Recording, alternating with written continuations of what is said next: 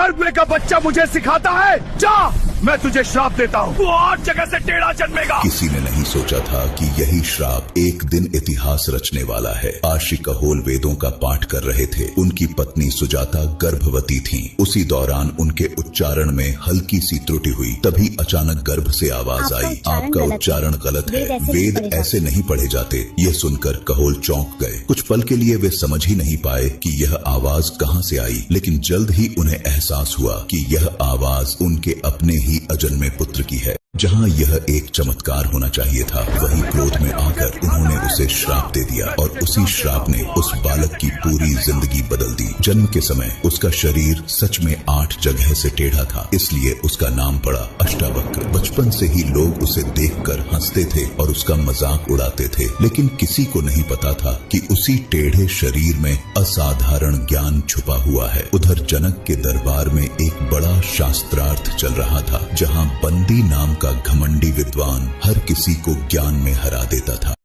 उसका नियम बहुत कठोर था, जो उसे हराएगा उसे 1000 स्वर्ण मुद्राएं मिलेंगी और जो हारेगा उसे नदी में डुबो दिया जाएगा। एक एक करके बड़े बड़े पंडित हारते गए और इसी शास्त्रार्थ में अष्टावक्र के पिता आर्षि कहोल भी पहुँचे। उन्हें विश्वास था कि वे जीतेंगे, लेकिन बंदी के सामने उनका ज्ञान कम पड़ गया और वे भी हार गए। नियम के अनुसार उन्हें भी नदी में डुबो दिया गया। समय बीतता गया, अष्टावक्र बड़े हुए और एक दिन उन्हें सच्चाई पता चली कि उनके पिता को शास्त्रार्थ में हराकर नदी में डुबो दिया गया था। यह सुनते ही उस बालक के भीतर एक संकल्प जाग उठा, जिसे दुनिया उसके शरीर के कारण कमजोर समझती थी। उसी ने निश्चय किया, मैं उस बंदी को हराऊंगा और अपने पिता को वापस लेकर आऊंगा। सिर्फ 12 साल की उम्र, 8 जगह से टेढ़ा शरीर, लेकिन हौसला अटूट। और फिर वह चल पड़ा अपने जीवन की सबसे बड़ी लड़ाई के लिए, जानका के दरबार की ओर, जहां उसका सामना होने वाला था घमंडी विद्वान बंदी से। आगे की कहानी है पार्ट 2 में।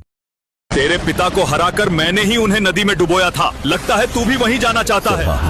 सामने खड़ा था वही टेढ़े शरीर वाला बालक अष्टावक्र, लेकिन किसी को पता नहीं था कि आज इसी सभा में इतिहास बनने वाला है। धीरे धीरे अष्टावक्र दरबार के बीच पहुँचे। पूरा दरबार उनके टेढ़े शरीर को देखकर हंस रहा था, लेकिन तभी अष्टावक्र खुद हंस पड़े और बोले, राजन, मैं तो यहाँ विद्वानों की सभा में आया था, लेकिन यहाँ तो चर्मकारों की सभा बैठी है। यह सुनते ही सभा तिलमिला उठी। बंदी क्रोध में बोला, जिसे ठीक से चलना तक नहीं आता वह मुझसे शास्त्रार्थ करेगा? जा, पहले सीधा खड़ा होना सीख, फिर मेरे सामने आना। अष्टावक्र ने शांत स्वर में कहा, जो लोग किसी मनुष्य के